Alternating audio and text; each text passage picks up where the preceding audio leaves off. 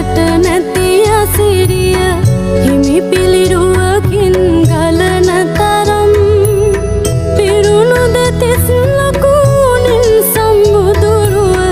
දුටුත් සුන්දර